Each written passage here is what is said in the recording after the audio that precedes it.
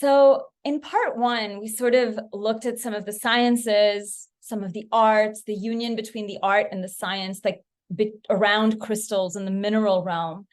And I wanted to use that today to sort of explore how we actually work with crystals, right? We hear so many things.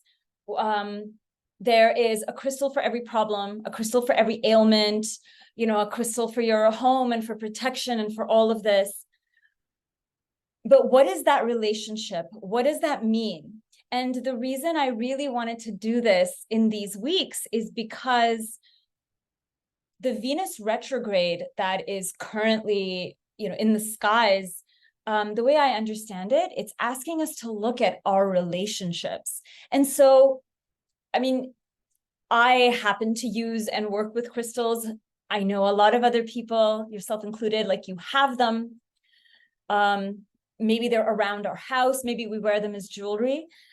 The interesting part is, I think when it doesn't essentially mean that we have to go and like hang out with our crystals all the time, this is not really about that. But I think a big thing that's coming is if we actually understand some of what is happening up in the skies in our bodies and what is occurring at the ground level, literally on the earth or under the earth, we get to play with and come to acceptance and love with more aspects of ourselves. And that to me is the juicy bit. And so for this isn't going to be very long, but for this particular part two, I wanted to actually talk about these ideas of beauty, love, adornment, if we wear our crystals or if we use them, what the masculine and feminine dynamic, what those energies are, and allow us to deepen into that so that we can actually get the juice and the nectar of working with this crystal tech. And so one of the things I was contemplating this week was, what is beauty? And I actually asked like my neighbor and a few other friends. And so one of the things I've heard is, it's my favorite definition of beauty. It is to recognize what is in living harmonious consciousness. So whether that's a beautiful person, a beautiful situation, a crystal that we think is really beautiful, is because it is in a harmonic and living consciousness with its environment around it. And that is pleasing to the eyes. And that beauty is a very interesting thing, because when we behold something that's beautiful, our entire nervous system relaxes. We move into our feminine receptivity. When we are in our feminine receptivity, we move out of fight and flight and we move into rest and digest. If we can hold and maintain staying in beauty, beauty can actually nourish us. So imagine if we looked in the mirror and received ourselves and held the vibration of beauty. Imagine if that seems like really insane and crazy and we're too fixated on our problems. Imagine if we held whatever we find beautiful in our house, like the face of our sleeping child, your favorite crystal. And this is not a meditation. This is simply to see if we can behold it, not stare at it, not look at it, and allow ourselves to enjoy its beauty. This could be something that we wear or adorn. It could really be anything. It could really even be a picture. But how this is coming forth to me in crystals is this. Because the mineral realm is one of the layers of the earth, and because collectively and personally, we're all healing from this notion of the broken masculine.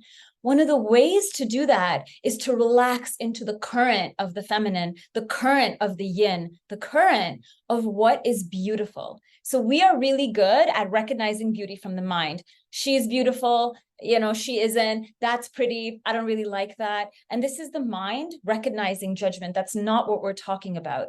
We are talking about the feeling and the sentiment, the depth of our breath, the shift of our nervous system, the relaxing of our shoulders, and receiving that beauty. And this is a potent medicine that's coming through now in this Venus retrograde and all of these astrological energies as they're hitting the earth and hitting us. I suppose if I were to summarize, I'd say that we are being asked to really redefine what we know, what we experience, and what we enjoy as beautiful. And so with crystals, because of their geometrical form, because of the fractalization of light on, like on a quartz crystal, a diamond, something shiny, they refract light in a lot of interesting ways. They hold a lot of these shapes, and some can be resonant and some may not be. And so as we work through it, this doesn't mean that we ignore all the crystals that we find ugly or unpleasant, but it's sitting with this sort of energetic pleasure that is available to us. So we mentally recognize them as beautiful. And so we sort of come into this acceptance and experience of beauty. And so the importance of that on a sciencey level is this: the human, each and every one of us, the human form is light expressed in this very dense matter that vibrates in a certain way. It vibrates at a certain speed. Each cell sort of like oscillates in a certain way. And this is what gives us physical matter. And it's expressed as us. Dogs and trees and animals, they're all the same. Crystals are also light fractalized and expressed, but their cells vibrate quite at a much faster, I think it's faster, at a much different speed than us. So the frequency that they hold, they actually hold for a very long time. Whereas my frequency, when I started the day, when I ate, when I didn't eat, it's all different. So you and I as humans will oscillate in frequency a lot, whereas crystals have a resonant frequency which they maintain for their life. So when we work with them, we are working with a stable frequency. And then using the stable frequency as a baseline, we can then see, I am terrified. I need to hold this obsidian, this black crystal or this red crystal. Its frequency is that of stability, or some, if it's obsidian, or its frequency is that of protection. And this is actually how we work frequency to frequency. That's why some people are attracted often to certain crystals. When they're in a store, this crystal spoke to me. I was really attracted to this. It's because it's a lot like dating, actually. There's something in the crystal, there's something in us that we need, we're overcompensating for or undercompensating for, and we're giving off the signal. And then when we're looking in a store or looking online, one particular or two particular crystals will satisfy, will satiate, will meet us at our current frequential level. Then we will say, I was really called to that. So there's a science and an art to it. And the beauty isn't the either or. The beauty is that there is both. And so as we are light expressed, and as we surround ourselves or wear crystals and adorn, after a point, we may absorb that frequency, absorb or integrate that energy in a particular way. And we may find that we no longer need it, no longer use it. Maybe it's somewhere in our house, but it doesn't really satisfy or satiate. And this is where we kind of like pull away from some and then go towards others. So it's really not unlike dating a few people, or like I really see it as expressed in this relationship type of way.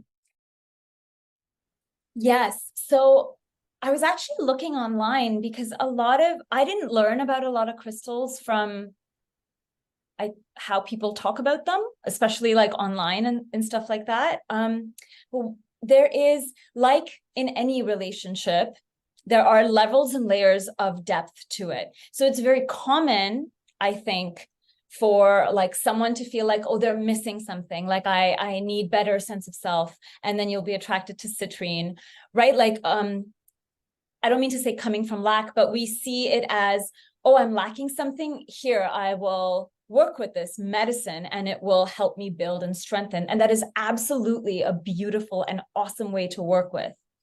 So you can work from when we can all work from when we need something that we don't have.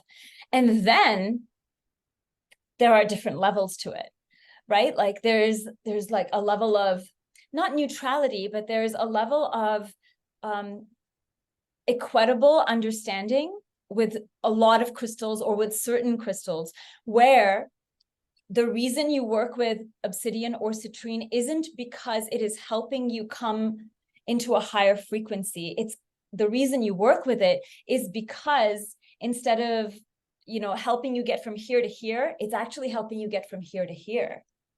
So that secondary jump for me is where we move from crystals as tools that we have, divination tools, medicine tools, to actual crystals as technology.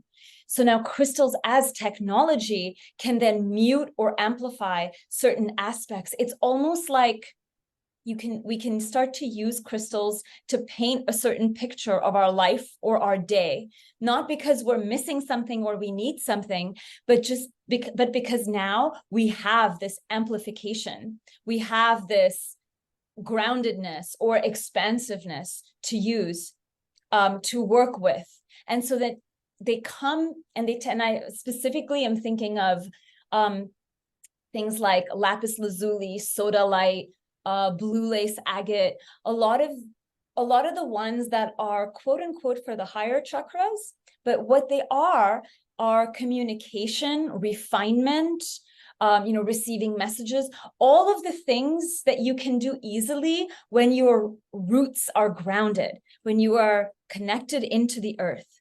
And so it's not that some of these stones are prettier or more preferable, but it's almost like there's a shift in our consciousness. We no longer, we are not absent messages from our angels. We get them, but now we can choose to play with this crystal and actually amplify it, maybe clarify it. Maybe we're getting a lot of downloads and dreams and we don't really know what to do with them.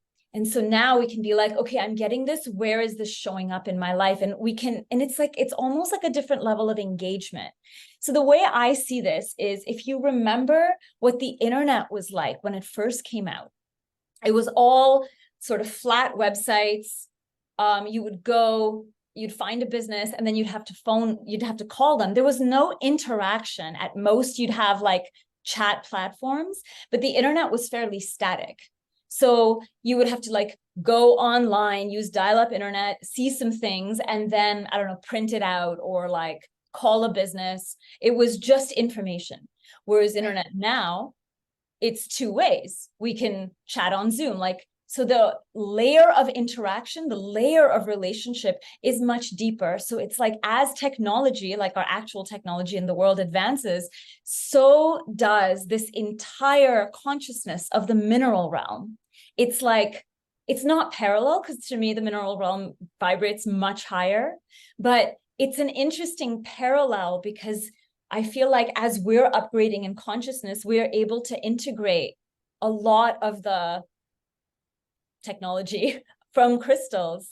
And what is that helping us create? What is that helping us clear out if we're looking to clear out patterns or karma or things like that?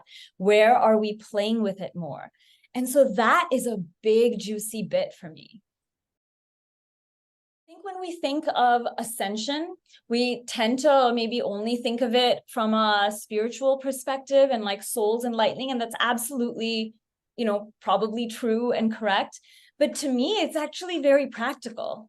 To me, it's like, if my spirituality does not help me with a meeting or a conversation with my boss, or so if it doesn't help me sort out my day and then something is wrong with my spirituality. Then I've sort of imprisoned it in some faraway glass mental framework, because actual spirituality meets you here, right? Like, it's like breath, it's here.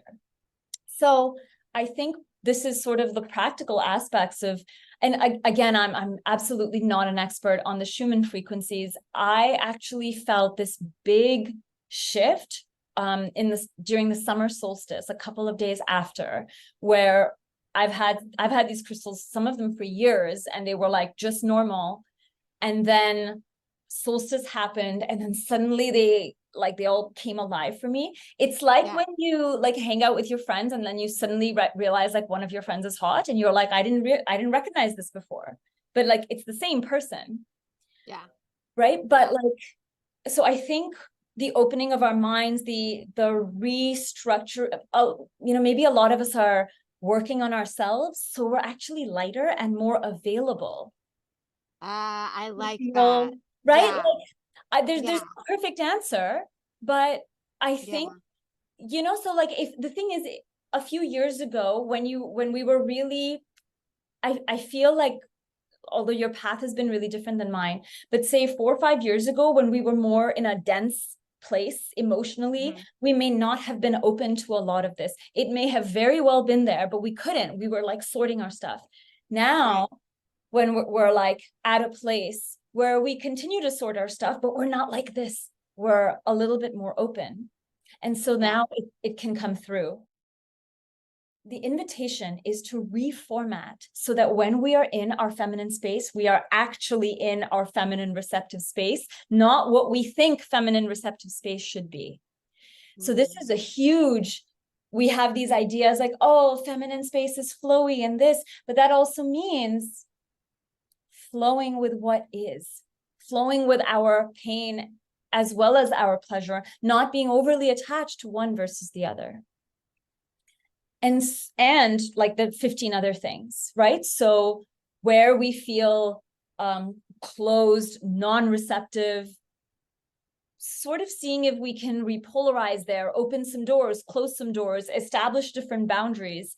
And so one of my favorite, I don't do it as much as anymore, but I used to make crystal waters and like crystal oils, and you can get them at stores as well. But I you have to be careful with crystal waters. I did this a lot with citrine and with this crystal called rutilated quartz. It's a quartz like this, but it has golden lines and it's associated with the solar plexus. And I would wash them thoroughly and put them in a water glass for the night. And then in the morning, I would drink them. And so it's the closest thing you can do to actually because like water will absorb. You're not boiling it or anything. It's more of an intention. But then you receive it, and then again, you actually receive it into your body and you see how it feels. And the same thing with oils. So you get these really beautiful crystal oils, but I think even making them, and this whole resensitizing our touch, our smell, and most importantly, like our feeling, because our inner sense of feeling is very closely linked to our sense of knowing. So this is our gnosis, Gnosis.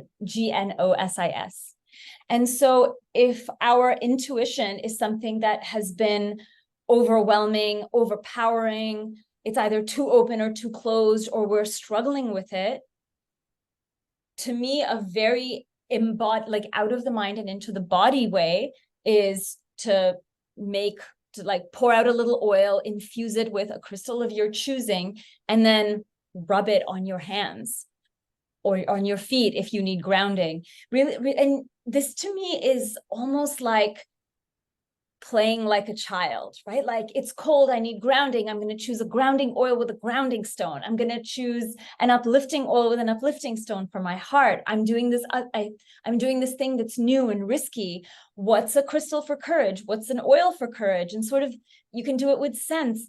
I used to do this a lot when I was struggling more. But I remember it being really fun. And I remember it giving me different things to think about than my problems. And this to me is the actual, whether we do it or not, to me is less relevant. But the beautiful thing with crystals, it's like on an earthly practical level, they're kind of getting us out of the problem consciousness that we all live in. Right? Like, oh, I have a backache, I'm going to use the backache crystal. Like, cool. If we have that, that's great. But we don't live there. we no longer live in the problem. And so Right. even like how we ask those questions, how we navigate them, how we like hold a crystal in our body, what we choose to wear, all of that may change, may not, but it may also deepen. And so to me, that's kind of the beauty of it.